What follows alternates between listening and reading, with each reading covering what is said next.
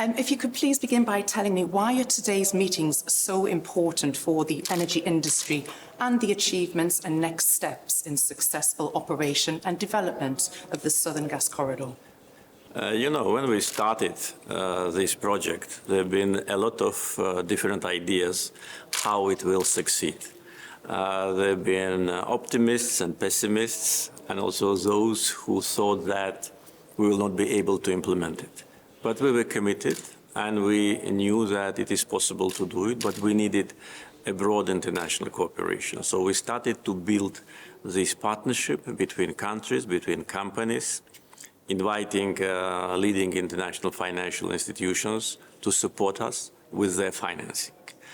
And 3,500 kilometers long pipeline is now a reality. Yeah. It's not a dream any longer. And it is embracing more and more countries because, as I said today at the opening session, we have new interconnectors which allow to transport natural gas to new destinations. And really, it's changing completely the geography of energy supplies, issues related to energy security. And when you see good results of the initiative which you launched 10 years ago, of course, you always must feel happy.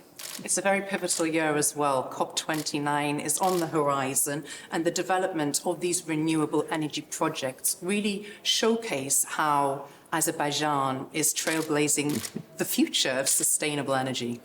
Yes, I think this is part of our overall green agenda and our feeling of responsibility, because the countries rich with fossil fuel should be among the front runners in green transition.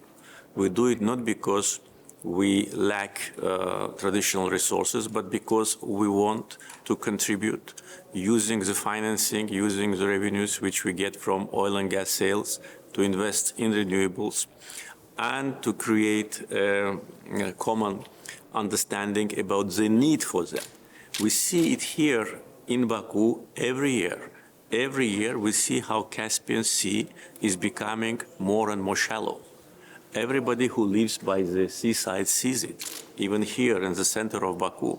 So we see the implication and dangerous implication of the climate change, less water in our rivers, less snow in our mountains, less water in the Caspian Sea.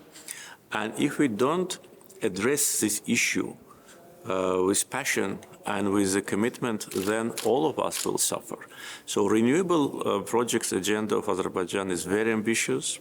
Caspian Sea potential of Azerbaijan is 157 gigawatt, which is based on the assessment of International Financial Corporation. And we already started this important journey, and we plan to use renewables maybe in 10 years' time at a maximum degree and reduce the consumption of natural gas domestically. I liked in your speech inside, and you said the countries who have oil and gas shall not be blamed. When we talk about fossil fuels, it's not their fault, but they should be judged on basically, you said they should be judged on how they address environmental protection and green transitions. That you truly believe this, yes? Yes, of course. And this is how we need to change a little bit the narrative about that. Because being a country with fossil fuel, of course, it's not our fault.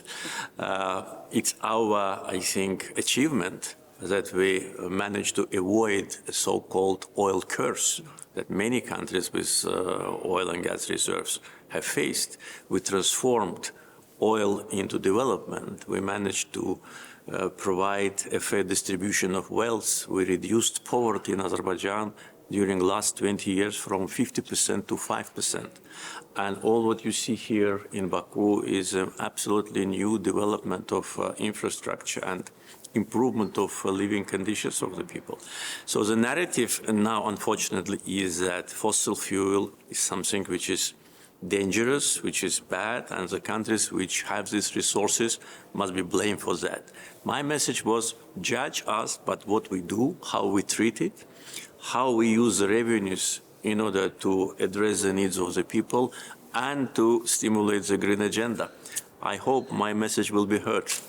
Mr. President, Your Excellency, thank you so much for your time.